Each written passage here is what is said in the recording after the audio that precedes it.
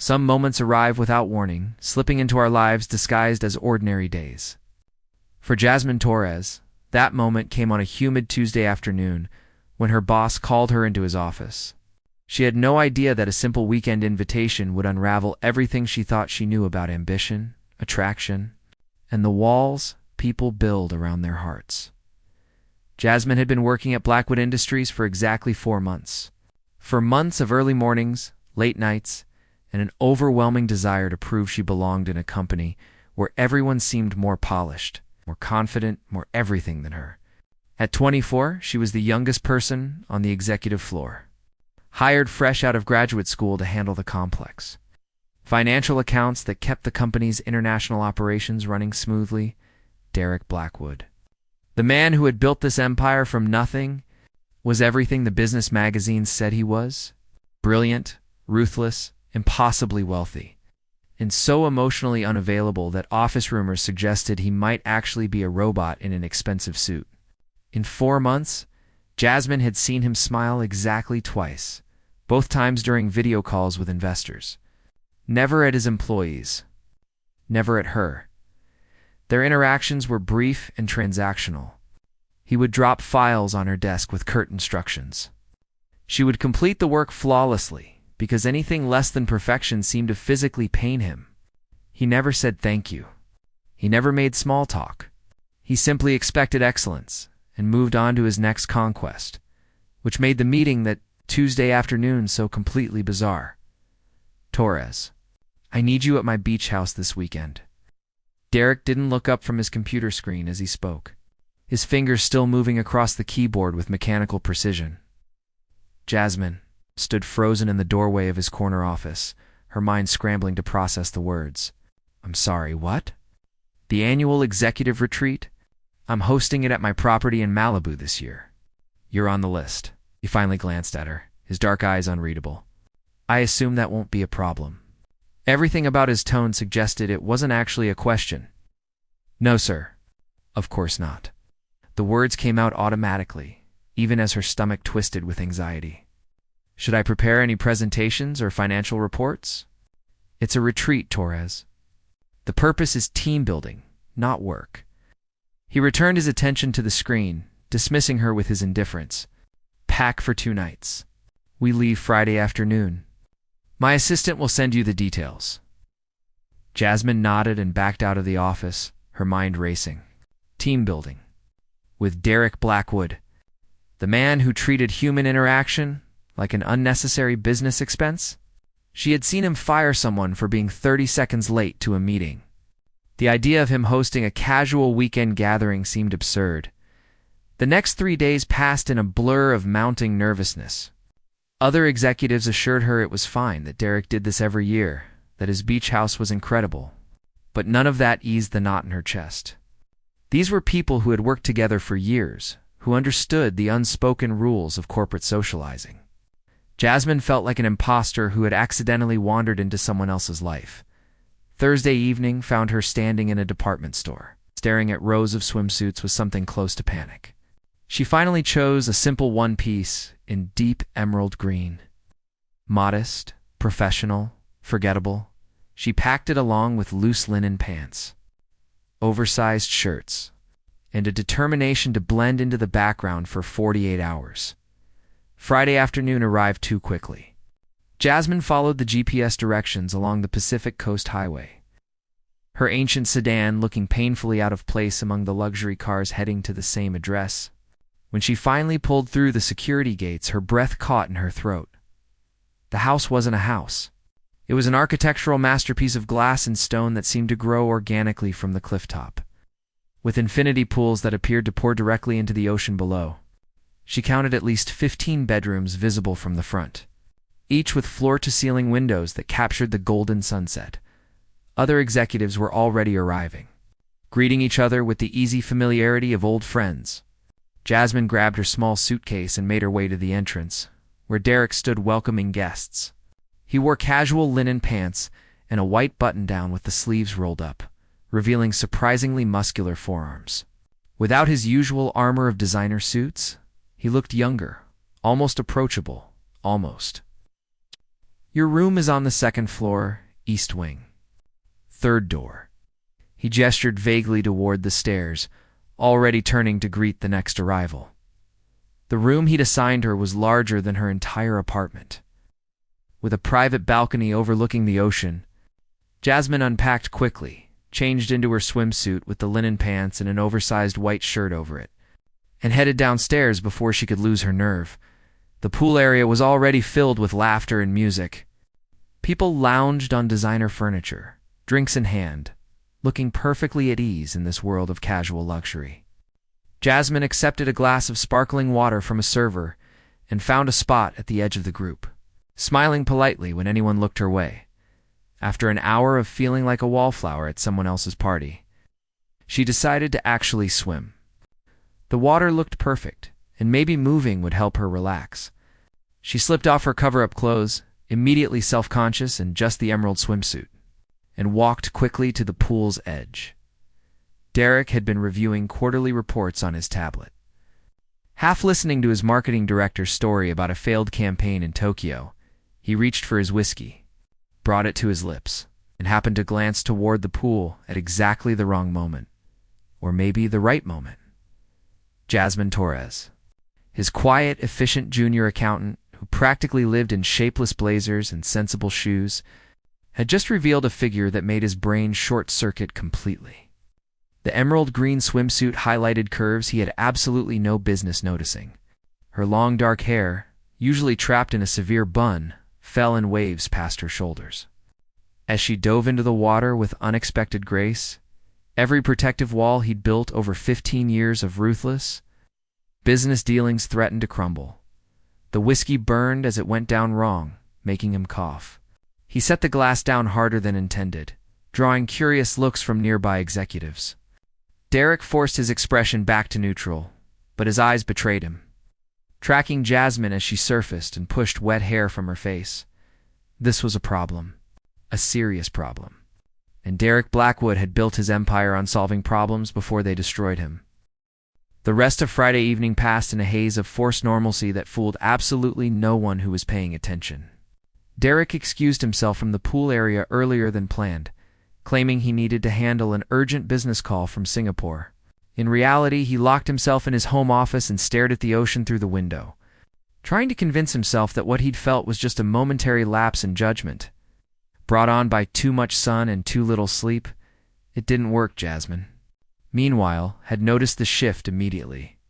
The way his jaw had tightened when she emerged from the pool, the way his knuckles had gone white around his glass, the way he'd left so abruptly, as if the entire gathering had suddenly become unbearable. She told herself she was imagining things that men like Derek Blackwood didn't notice women like her. She was just another employee, another name on the payroll, another expendable piece of his corporate machine. But the thought wouldn't leave her alone as she sat through dinner on the terrace, picking at grilled sea bass while the other executives laughed and shared stories she couldn't relate to. Every time the conversation lulled, her mind drifted back to that moment by the pool, to the intensity in his eyes before he'd looked away. Saturday morning arrived with golden sunlight streaming through her bedroom windows. Jasmine woke early, still operating on her usual work schedule despite being told to relax. She pulled on running shorts and a tank top, figuring a jog along the beach would help clear her head and burn off some of the nervous energy that had kept her tossing and turning all night. The house was quiet as she slipped downstairs and out through the glass doors that led to the private beach. The sand was cool beneath her feet, the morning air still carrying the chill of night. She stretched briefly, then started running along the waterline, letting the rhythm of her breathing and the sound of waves drown out the confusion in her head. She didn't notice Derek until she was already past him. He sat on a piece of driftwood about a quarter-mile down the beach, dressed in running gear similar to hers, staring out at the horizon with the kind of intensity usually reserved for hostile takeover negotiations. When he heard her footsteps slow, he turned, and for a moment they just looked at each other. Torres. His voice was rough, like he hadn't used it yet that morning. You're up early. Old habits. I usually go to the gym before work. She hesitated, unsure whether to keep running or stay. Something in his expression, a vulnerability she'd never seen before, made her stay. Mind if I sit? He gestured to the driftwood, and she settled beside him, careful to maintain a respectful distance. They sat in silence for several minutes, watching the waves roll in and retreat, nature's own meditation. Can I ask you something? Derek finally said, his eyes still fixed on the water. Do you like your job? The question caught her off guard. Yes, sir. Very much, Derek. When we're not in the office, you can call me Derek. I turned to look at her directly. And I didn't ask if you were good at it. I asked if you like it. Jasmine considered lying, then decided honesty was less complicated. I like solving the puzzles. The numbers, the patterns, making everything balance. But the rest of it? She shrugged. The politics, the posturing, people pretending to be friends when they're really just calculating advantage. That part exhausts me. Something flickered across his face. Recognition? Maybe. That's the only part I'm good at. I don't think that's true. You've worked for me for 4 months, Torres. In that time, have you seen me have a single, genuine human interaction? Have you seen me laugh? Make a joke? Show any indication that there's an actual person underneath the suit? His voice carried a bitterness that made her chest ache. I built this company by being better at the game than everyone else. By caring less, wanting less, needing less. And now I'm 35 years old, sitting on a beach I own but never visit, talking to an employee who's probably terrified I'm about to fire her. I'm not terrified. No, the words came out before she could stop them. Confused? Maybe? You're not exactly known for heart-to-heart conversations with junior accountants. No, a ghost of a smile touched his lips. I'm not. So why now? Derek was quiet for a long moment, watching a pelican dive into the waves. Because yesterday, for about 5 seconds, I forgot to be the person I've spent 15 years becoming, and it scared me more than any business deal ever has. Jasmine's heart hammered in her chest. She knew exactly which 5 seconds he meant, could still feel the weight of his gaze as she'd stood by the pool.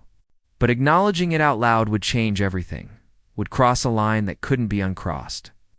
Sometimes the person we've become isn't actually who we are, she said carefully. Sometimes it's just armor we put on because the world seemed too dangerous without it. He turned to look at her fully then, really look at her, and she saw something in his eyes that made her breath catch. Not desire, though that was there too. Something deeper. Recognition. The lonely calling out to the lonely. I don't know how to take the armor off, he admitted quietly. Maybe you start small. Maybe you start by sitting on a beach with an employee and having a conversation that isn't about quarterly projections. Is that what we're doing? I think so. Jasmine felt herself smiling despite the nervous flutter in her stomach.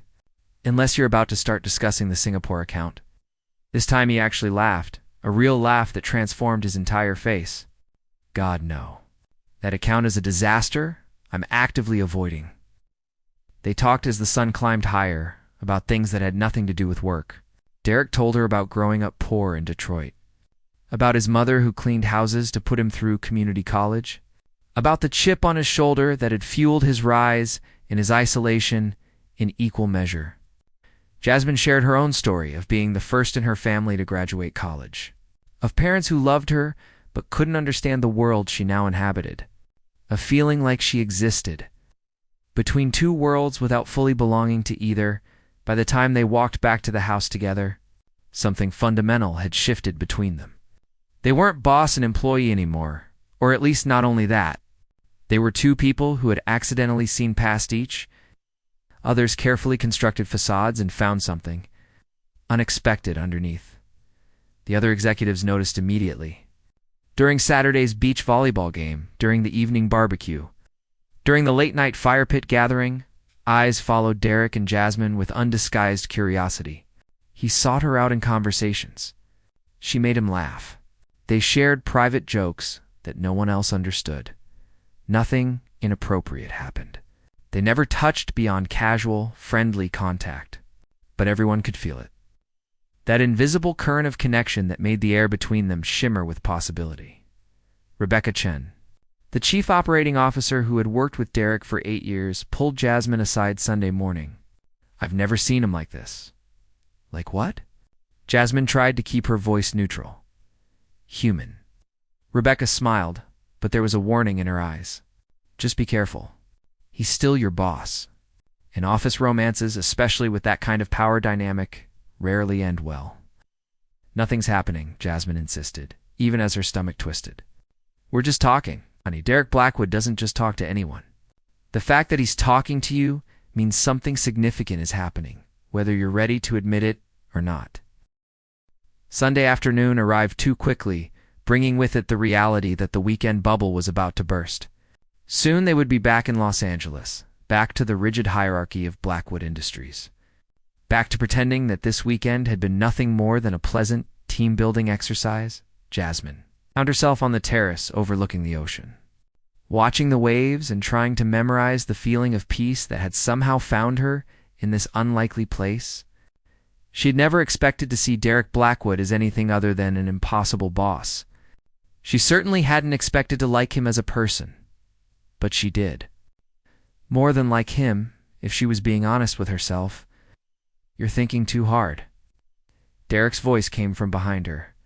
I can practically hear your brain working from inside the house. She turned to find him leaning against the doorframe, hands in his pockets, looking more relaxed than she'd ever seen him. Just trying to figure out what happens tomorrow. Tomorrow we go back to work. He moved to stand beside her at the railing, their shoulders almost touching. Tomorrow I go back to being the demanding boss everyone's afraid of. And you go back to being the brilliant accountant who makes my financial reports actually make sense. That sounds depressing. It does, doesn't it? He was quiet for a moment, then continued. I've spent my entire adult life believing that success required sacrifice. That to build something meaningful, I had to give up everything else. Friends, relationships, any kind of normal human connection. I told myself it was worth it, that the empire I was building was enough. And now I'm standing in a house worth $20 million, looking at an ocean view that appears in architecture magazines, surrounded by people who work for me but don't actually know me, and I'm wondering what the hell I've been working for. His voice carried a rawness that made her chest tight. Yesterday morning on the beach, you asked me if I liked my job. The truth is, I don't remember the last time I liked anything. I don't remember the last time I felt anything beyond the satisfaction of winning another deal or the anger of losing one. Jasmine turned to face him fully. Derek, you've built something incredible. Blackwood Industries employs thousands of people, creates technology that changes lives. That matters, does it? Or have I just gotten very good at convincing myself it matters because I have nothing else? He met her eyes, and she saw the depth of loneliness there. The accumulated weight of years spent choosing ambition over connection. This weekend, talking to you, laughing about stupid things, sitting on a beach and just existing without strategy or agenda that felt like it mattered. That felt real in a way nothing has felt real in longer than I can remember. Her heart hammered against her ribs. We can't do this. You're my boss. The power dynamic alone makes it impossible. I know. He didn't move closer, but she felt the pull anyway. Like gravity between planets. I'm not proposing we do anything. I'm just telling you that, for the first time in 15 years, I met someone who made me want to be more than what I've become. And I thought you deserved to know that. Tears pricked at Jasmine's eyes, unexpected and unwelcome. Why are you telling me this? Why make it harder than it already is?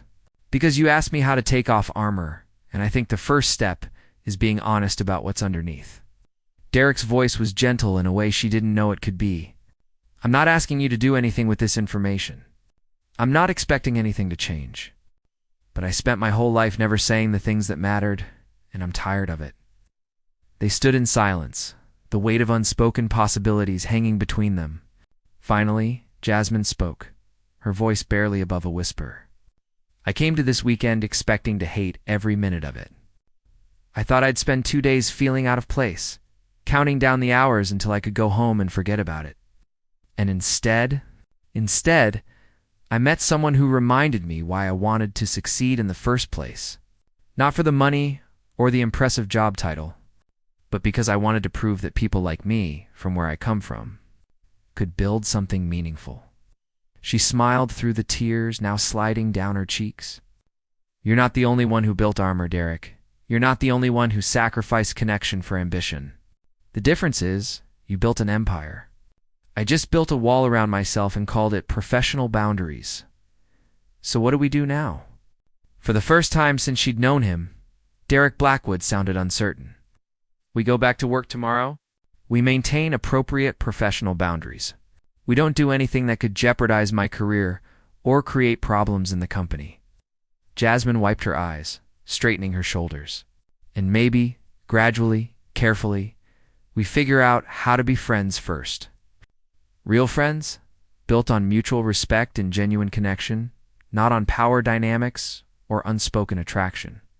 Friends? He tested the word like it was foreign. I don't think I've had a real friend since college, and it's time you learned how. She held out her hand, formal and slightly ridiculous given everything they'd just said. Hi, I'm Jasmine Torres. I'm terrible at office politics. I stress bake when I'm anxious. And I have strong opinions about 80s music that I will defend aggressively. Derek looked at her hand, then at her face, and something in his expression softened completely. He took her hand, holding it carefully. Derek Blackwood, I'm emotionally unavailable. I've forgotten how to relax. And I apparently need someone to teach me how to be human again. I think we can work with. The moment broke when Rebecca called from inside that they needed to start packing if they wanted to beat Los Angeles traffic. Derek released Jasmine's hand slowly, but the ghost of his touch lingered. That evening, as everyone gathered their belongings and said their goodbyes, the mood was lighter than anyone expected. Derek actually helped carry bags to cars. He thanked people by name for coming. He smiled, not the corporate smile from investor meetings, but something genuine that made several longtime employees do double-dash takes as Jasmine loaded her suitcase into her car. Derek approached one last time. Torres. Yes, sir. The formality was automatic, a return to the roles they'd play tomorrow. Drive safe. And thank you for this weekend. Thank you for inviting me, even if it wasn't optional. She grinned, and he actually laughed. It's never optional when I give an order, but I'm glad you came anyway. Jasmine drove home as the sun set over the Pacific, her mind full of everything that had happened and everything that hadn't. She didn't know what would come next. Didn't know if Derek would actually follow through on his desire to change. Didn't know if their tentative friendship could survive the reality of corporate hierarchy and office gossip. But for the first time in months, maybe years, she felt something beyond the constant anxiety of proving herself. She felt hope. Hope that success didn't have to mean loneliness. Hope that ambition and authenticity could coexist. Hope that two people who had built walls around themselves could learn to dismantle them. One honest conversation at a time. Monday morning arrived with its usual chaos. Jasmine got to the office early, settling into her cubicle and pulling up the accounts that needed attention. She expected Derek to revert completely to his cold, professional demeanor. Expected the weekend to feel like a dream that dissolved in the harsh light of fluorescent office lighting. Instead, at 9:15, an email appeared in her inbox. The subject line read, "Simply Friendship, Attempt 1." Inside was a link to a playlist titled "Why 80s Music is Obviously Superior," a thesis. 40 songs, each one a classic from the decade she'd defended so passionately during their Sunday morning conversation. Jasmine smiled at her computer screen, feeling something warm bloom in her chest. Below the playlist link, Derek had written just one line. "I'm willing to be educated. Coffee later to discuss?" She typed back quickly. 3 p.m., if you can spare the time between conquering industries. His response came immediately. "For this, I can spare the time." It wasn't a romance. It wasn't a dramatic declaration or a fairy tale ending. It was simply two people choosing to see each other as human beings rather than roles or titles. It was armor coming off slowly, carefully, piece by piece. It was the beginning of something genuine in a world that often rewarded only the artificial. And sometimes, Jasmine thought as she returned to her spreadsheets with renewed energy, sometimes the most revolutionary thing you could do was simply be honest about who you were and what you needed. Sometimes the bravest thing was admitting you didn't have to do everything alone, The playlist started with her favorite song, Take On Me by Aha. As the synthesizers filled her headphones, Jasmine found herself believing that maybe, just maybe, they could figure this out together.